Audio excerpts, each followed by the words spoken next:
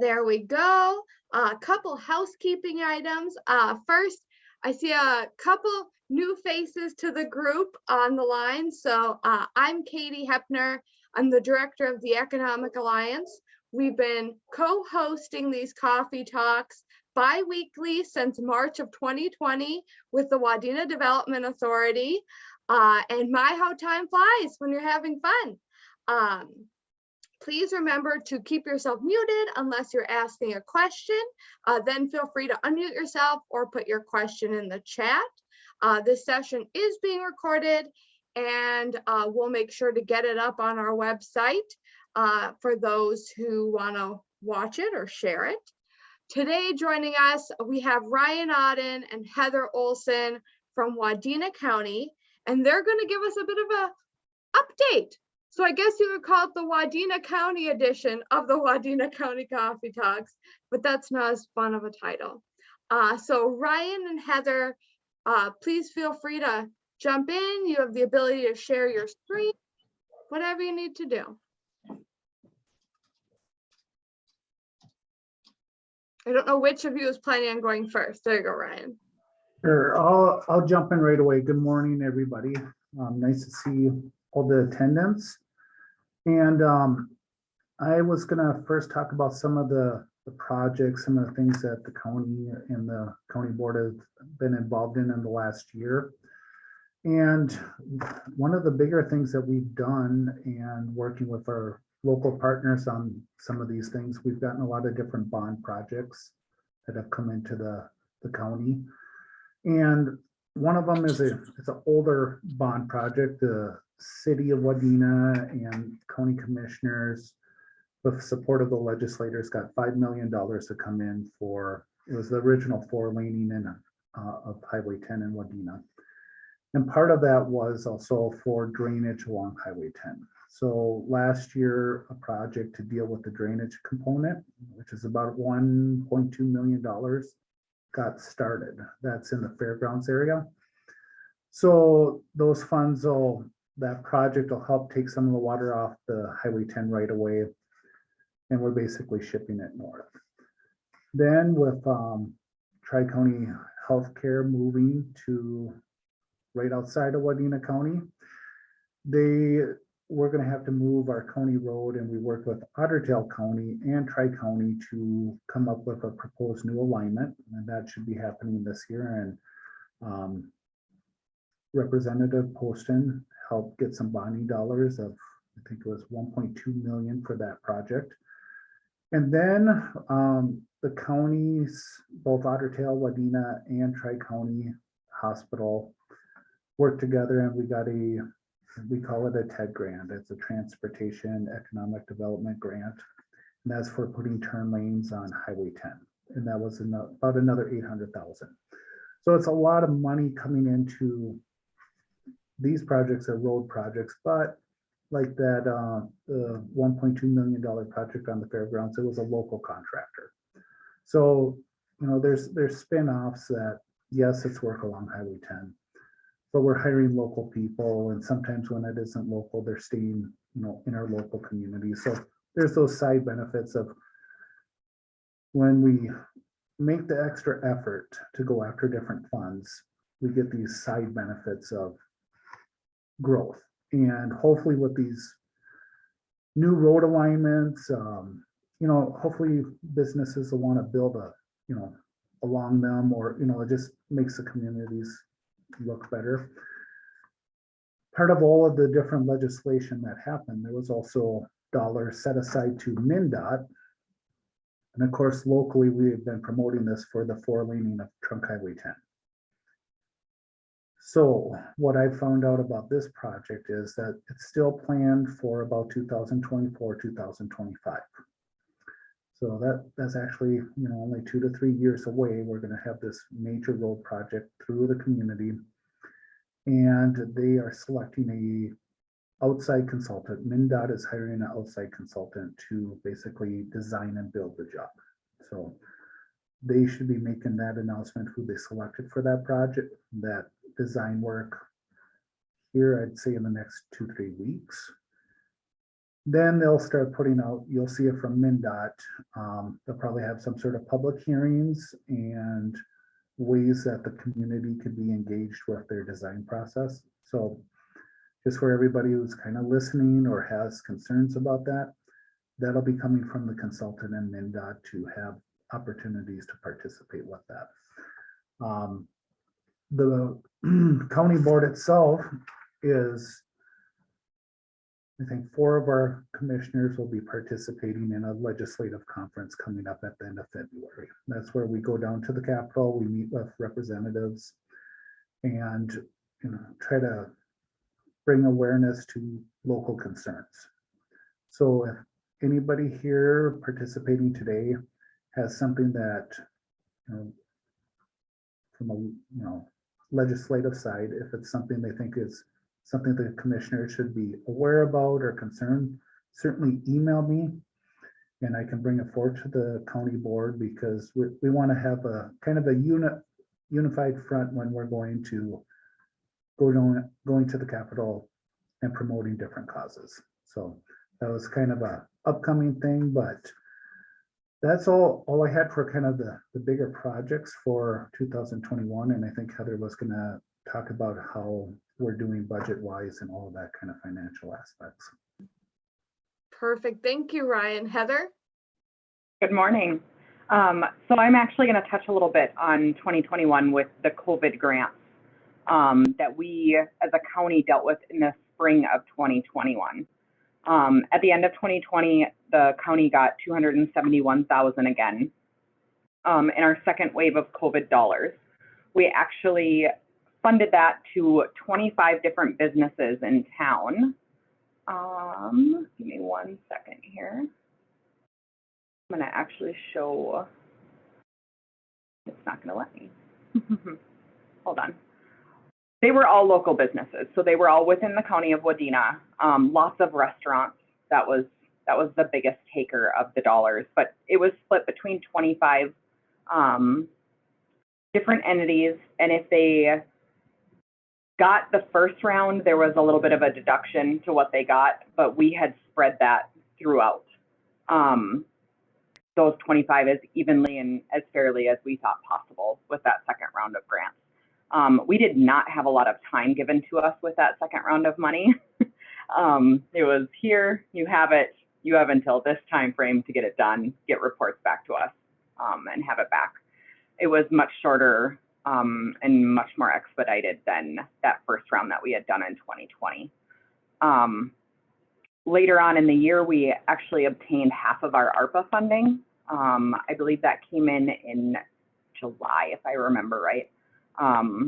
We got just over 1.3 million.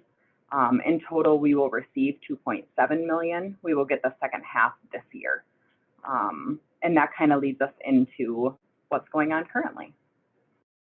So right now we currently have the 1.35, and I'm going to let Ryan touch on it a little bit in a second, but we actually have until the end of 2024 to basically earmark those dollars. We don't have to have them spent by then, but we have to have them set for a project. Obviously, some of the projects that they're looking at, when you get into like sewer and water lines in a town, this isn't a 6-month project. This is much more drawn out. So they're giving us more time if we want to work with like the municipalities or things of that nature to have more time. And they've been very specific. There's no rush. That second round was so rushed. But we do have a list. So I'm going to turn it back over to Ryan because he has the list for the projects. All right. I think this is the one you were trying to share, Heather. This was last year's. What went out?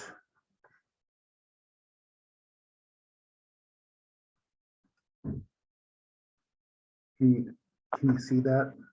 Yeah, I can. Sorry, I was muted. So this was what the commissioners had done with the second round of CARES Act. So you can kind of see that, like Heather was saying, basically, businesses, a lot of restaurants, kind of scattered around the county, anywhere from Wahoo down to the boondocks here in Wadena. So it was, you know, the attempt here was to help make them a little closer to whole after all the different things that they had gone through with the different shutdowns and such. So I'll share.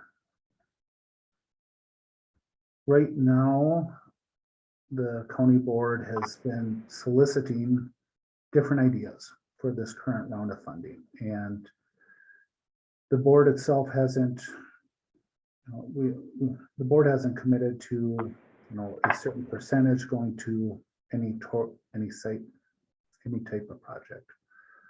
But just kind of showing some of the requests, proposals that are coming in, it's anything from helping local cities with different infrastructure projects to some of this is county internal, different HVAC systems is one of the eligible things.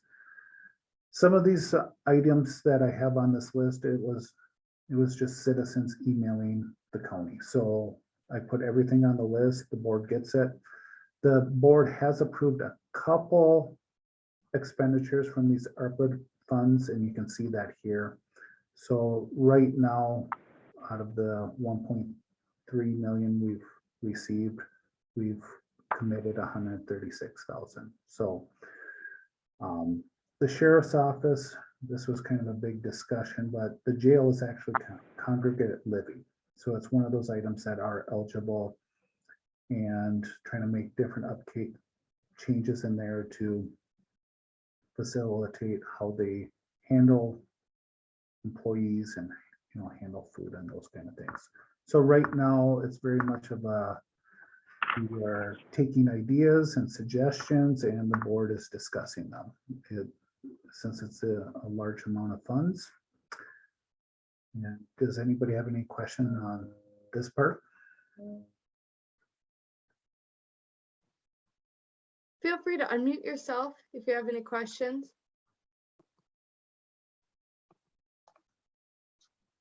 Or it doesn't sound like it, Ryan, so feel free to keep going.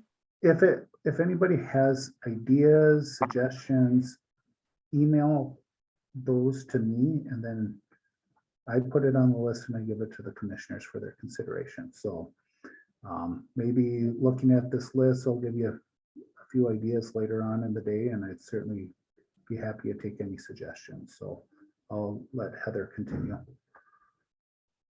So I'm going to touch a little bit on the budgeting process and the levy process for the county, because we are just going to start next month jumping ourselves back into the budget for 2023, which seems a little bit early, but we do just get a calendar out and kind of an overview of where we were at the prior year. In the accounting world in the county, we actually get 60 days to process things for the prior year to make sure everything is in the correct year for budgeting standpoint. So we get 60 days. So it's more of that March, April that we get a clearer picture of how close we were on budget for the prior year. At the same time, we do like to get a start then on what the plan is or what things will look like in the next year that we're budgeting for in the future. And that process is actually lengthy because we have different things like our human services, for instance, does not get some of their grants until July. So that means we can't get a good picture of what they're going to have there until July or August, where some of my other departments that are simpler, they can have stuff in by June. So we actually start the process in June with actual numbers of what people are looking at, try and look at payroll numbers. Right now, our biggest driver that continues to keep increasing the local levy is payroll. We have discussed different ways to alleviate that, but I think we're all well aware that the current employment situation, even outside of the county, it's going to become a little bit more competitive to be getting employees in and paying them. So I do see that in other parts of the community already happening. So this last year, the committee as a group, the budget committee, which is made up of Ryan and I, and then John Kangas and Merlin Krecklaw. That was our last year's committee, and it continues to be this year's committee. Last year, when we went to board in September, we came in with a 4.9% increase, and we were able to work through the next few months and get that down to 1.66 as a levy. I would like to see the next one here for 2023 lower than that, but we do have some pretty big hurdles to get over because we are losing a $300,000 legislative chunk of money that was for human services that we've been getting for quite a few years right now. So yeah, that's kind of where we sit right now with the levy and the budget situation. Ryan, do you have anything to add on that? I'll expand on the, right now, I think we have 6 open positions in the county. So if anybody has a good payroll person, that's one of the critical ones that we just lost that position. And always jailer dispatchers, assistant county engineer, assistant county attorney. We have no applicants right now for some of these positions. So I'm sure all of you are seeing some of that as well. And if anybody has good suggestions on different avenues for recruitment, I'm certainly open to those. And like Heather was saying, labor is one of our biggest drivers, which is kind of a common for government. We are in negotiations with 4 of our union groups right now. So there's a little bit of an uncertainty how these labor numbers will start getting locked down, but that's part of the normal process for government. Usually we run about 3-year contracts with our different labor groups. Yes, that's all I have on that. Okay, and our final topic today is just a little bit of coverage of elections, and we are actually in the process of getting the ball rolling for redistricting. We have a few things on our plates this year for elections. Obviously, this is the midterm election, so we have myself and possibly, well, there's 3 commissioners up, possibly 4, depending on the redistricting. So right now, we're part of that group. I believe the sheriff is up this year and the recorder as well, if I remember correctly. We do have a small township election this spring, just a few little ones there. And with the redistricting, that is being caused because the census was completed right at the end of September. We did see an increase in population in the county of Wadena. It was about right around 400 people, and mostly up on the northern end of the county in Monaga, we have to thank for that. So they did increase our population, and it has caused us to have to redistrict with the commissioner districts. We are actually discussing that at length tomorrow in the commissioner meeting. So, but it is a very interesting process, something different. So, and that is all I have today. Perfect. Thank you both so much. You covered a lot of different things in about 20 minutes, all the way from budgets to ARPA to elections. So the courthouse is certainly busy. Any questions for Ryan or Heather? Feel free to unmute yourself.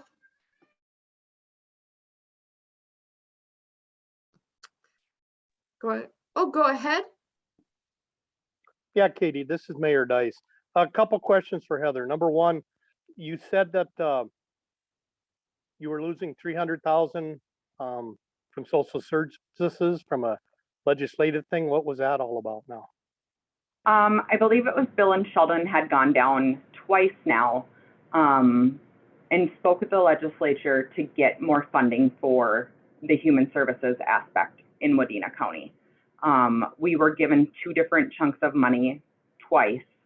And right now we have the last $300,000 is being used during this budget cycle. But correct me if I'm wrong, Ryan, I think it's existed for 6 years, 5 or 6. 6 years, and the board at that time, I think like one of the amounts was 1.2 million, somewhere in that range. They didn't use all of the money on one budget year just to make it artificially low. So we know what's been happening. We've been using it to help lower the levy in small increments of usually around $250,000 to $300,000. Okay, and the other thing I just wanted to touch on the census. We actually got shortchanged on the census this year. When the census is done, college kids are counted whatever college they are at. And it just happened to be that M State was not in session when they were doing the bulk of the counting here. So we probably as a county gained twice as much as what it looked like we gained. Just because we didn't get to count the college kids that normally would have been in that count. So actually them being gone made a reduction of the number of people. So any gain was good, but we actually probably gained a few hundred more than what they're giving us credit for.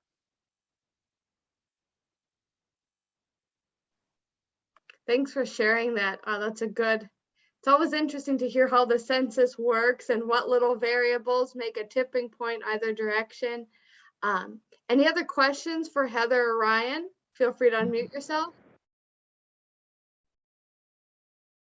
Did I hear someone unmute? Right, going once, going twice. All right, well, Heather and Ryan, thank you so much for joining us this morning. You're both welcome to stay on the call and hear the updates, or if you have to get going to other meetings, that's understandable. But thank you so much for joining us today. Thanks for having us. Yeah. All right, Dean, any updates to share from the WDA? Mute. Okay, great. Yes, thank you. Ryan and Heather, thanks also for sharing the updates on the county, what's happening there. The Development Authority, as I've been saying, is a busy time. Most of the last 3 weeks I've spent working on a federal EDA grant application, which for the Tri-County Healthcare utility infrastructure extension. And we did get that submitted last week. So hopefully we hear back on that fairly soon. I've been continuing to work on our housing project with the county board to try to come up with a plan to fund the infrastructure. And so we've got two pretty committed developers and a third one that is fairly committed as well that has come up that wants to build some housing there, rental housing. The third developer, part of the reason he isn't totally committed is because he's not sure what he wants to do. We talked about building some twin homes that would be rental or available for sale, so that they could be, you could buy, either rent to own or outright buy your side of the twin home. So that'd be kind of a cool thing if we can pull that together and get that done. Construction on those homes would be in 2023 after the infrastructure is put in into that area. So still, that's kind of on the front burner. We're still working on that, trying to make that happen. I have four businesses that are looking to, they've either outgrown their building or one of them, in the case of one of these businesses that are existing, they are looking to do a spin-off startup business that would manufacture parts that would support the existing business. Rather than outsource those, they would start up a new business in town and manufacture the parts that they need that they're currently outsourcing. So I've got four existing businesses that are looking to either build a new building or do a new building in a startup business. So that's exciting. I've been working with O'Reilly Auto Parts for 2 years to try to find them a suitable location, and it seems like environmental always is the deal killer. But they have made a purchase of an existing property in Wadena. So they will be converting the Parts City store into an O'Reilly Auto Parts store. Parts City is a subsidiary of O'Reilly's, and so that will have the O'Reilly branding. I'm working with them now to determine if they are going to renovate the existing building and use that location, or if they're going to tear it down and build a new O'Reilly's store, or if they're going to just build in a greenfield location. So still very much active with O'Reilly's. They have made the commitment. They'll be here. They have purchased that store, and so they are going to be here. Oh, on housing, in addition to the housing project that I mentioned, right now, as of today, I have at least 7 and up to 10 new homes planned to be built next spring in Wadena.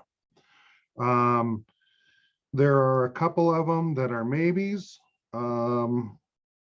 but most of 7 of them are absolute, for sure, unless the sky falls between now and building time. There are 7 new homes that are going to be built in Wadena, and possibly up to 10 next summer. So that's exciting. That will kind of help ease the housing crunch a little bit. Our small cities development grant, active on that. It's going slow. The biggest holdup on that is getting bids from contractors.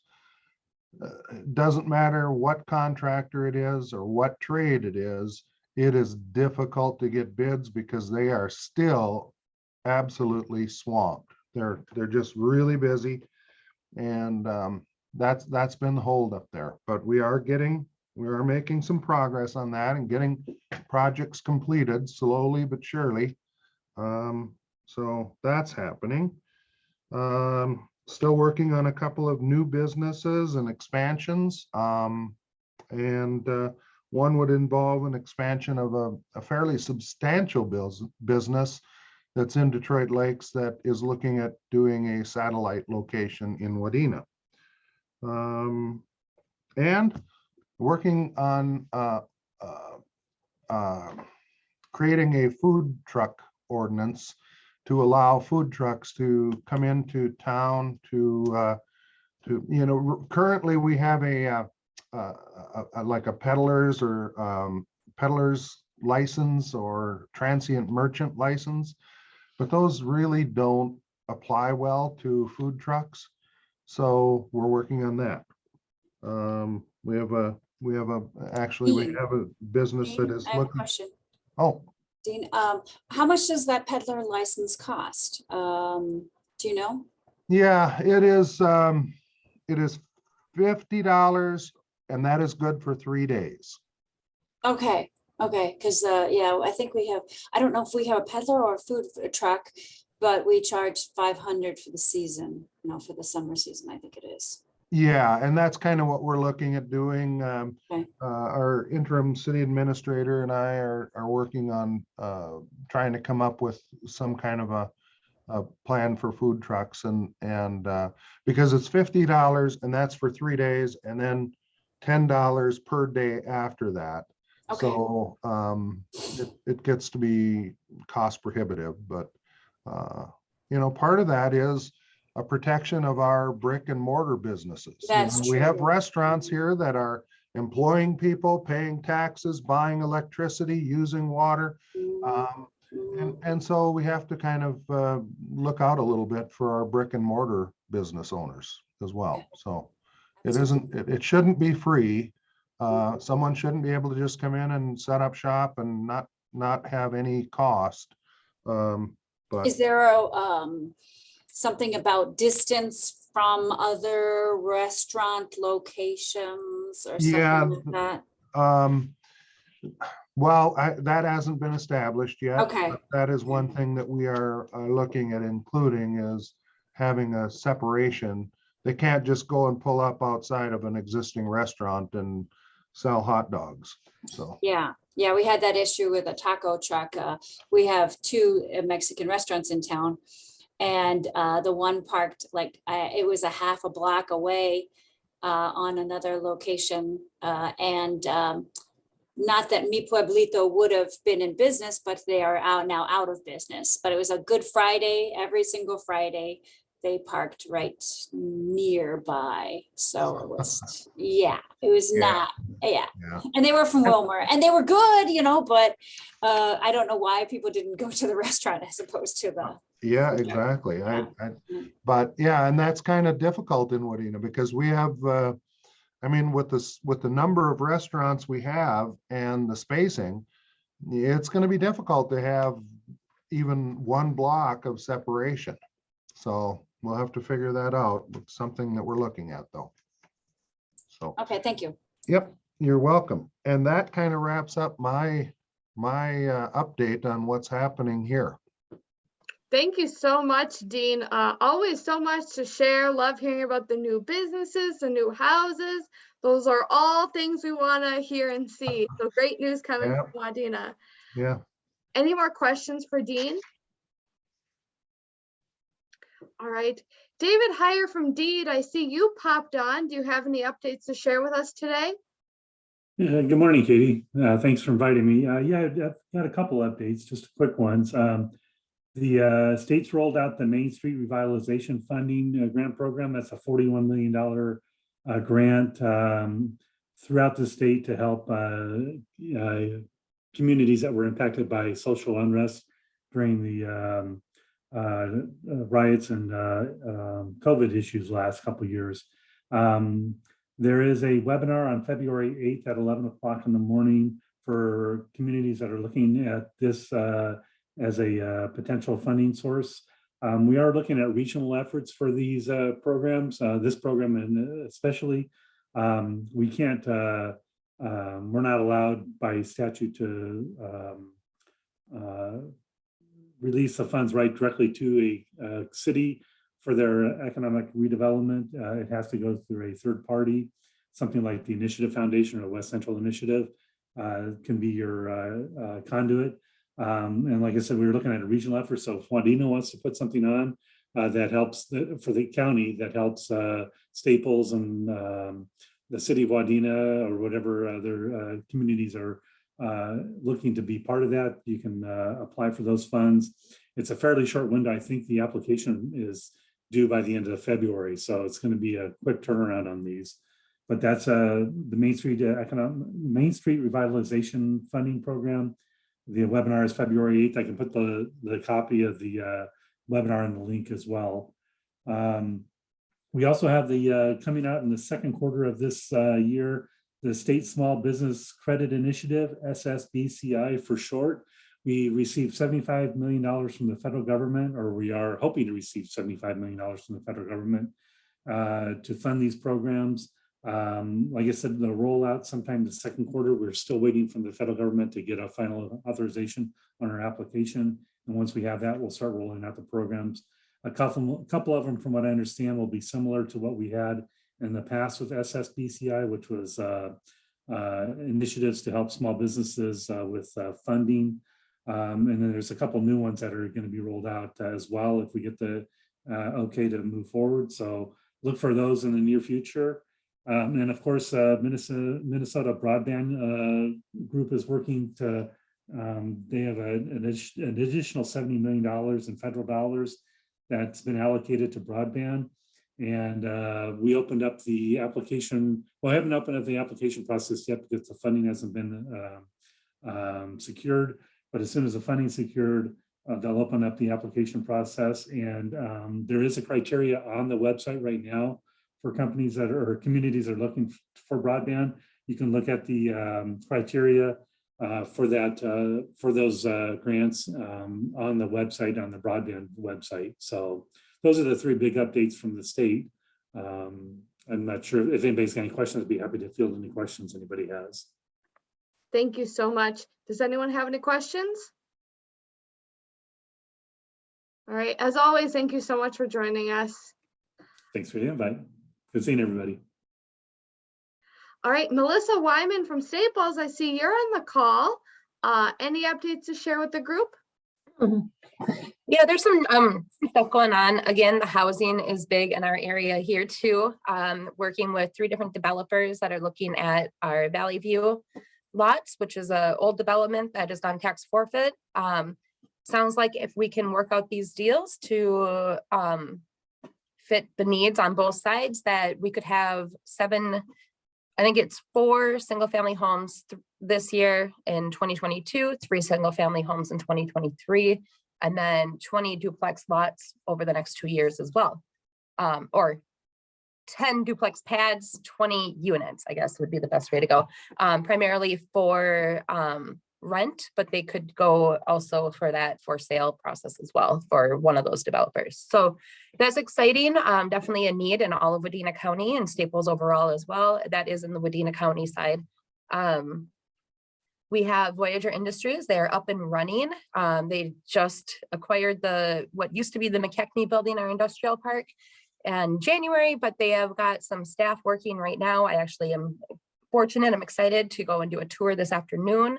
And then touch base with them on where they're at with their needs. But it sounds like they're exploring additional state programs for workforce training, and already are anticipating the need for additional space in the next few months, probably starting in May. So we're actually looking at some temporary locations for additional space here in Staples, and then a potential expansion in the near farther term future, I guess.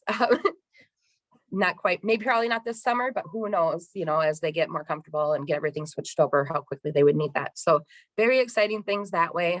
Downtown redevelopment planning, that is in full speed ahead. We got some amazing data. I think I'd shared some of that with you, Katie, but it's been really, really insightful to utilize the ESRI data to identify who our market is, and did some tours of other communities to get an idea of what we think works well there and what we think would work well here. Why reinvent the wheel? So lots going on. I think I'll leave it at that unless there's questions, or I guess one of the other things you guys have been following is the Batch Block Opera House project, and that is it is in for bonding dollars. So far we have been put on the first list. As I've learned over the years, those lists change dramatically.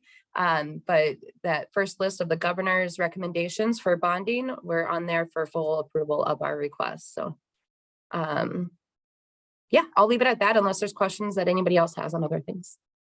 Thank you so much, Melissa. Any questions for her? Thank you, All right. everyone. Yeah, thank you. Next, Lillian from Lead from Minnesota. Thanks for joining us today. What updates do you have for the group? Yeah, I'm happy to update the group on some of the projects that I've been working on getting going here in Wadena. First of all, a project that I've been working on, sorting out and planning, and just talking to people from the community on, is a community conversations project, where I'm hoping to arrange events in the future where people in the community and the surrounding area can come together to talk about different issues that we're facing, as well as just like tackle any philosophical questions as well, just so people can get together, eat, and just connect, as well as just be able to talk across difference. Another project that I've been working on that is actually going to start rolling out next week is a take-and-make program with the library, where people can come to the library, pick up these kits that have all the supplies for crafts for both children and adults. And they can take those supplies home, do the crafts, and then connect with each other through a Facebook page, as well as just like maybe even just when they're coming to pick up the kits, they can talk to one another and get some art into their lives. I have also been working with the local community theater here, the Mad Hatters, trying to help them fundraise and find grants so they can potentially purchase a building in town since they've been looking for a home of their own for quite some time. And other than that, I've also connected with another sect of AmeriCorps, the Conservation Corps, to talk about the potential of revitalizing the green space with the Folkstead development, doing a park there and making some trails. So those are just a few of the activities that I've been working on that I thought I could let people know about. But I love these conversations and tuning in. Perfect. Thank you so much, Lillian, for sharing. I'm particularly excited about that Take and Craft program with the library. That should be fun. So thanks for all the work you're doing to bring arts to Wadena County. We love it.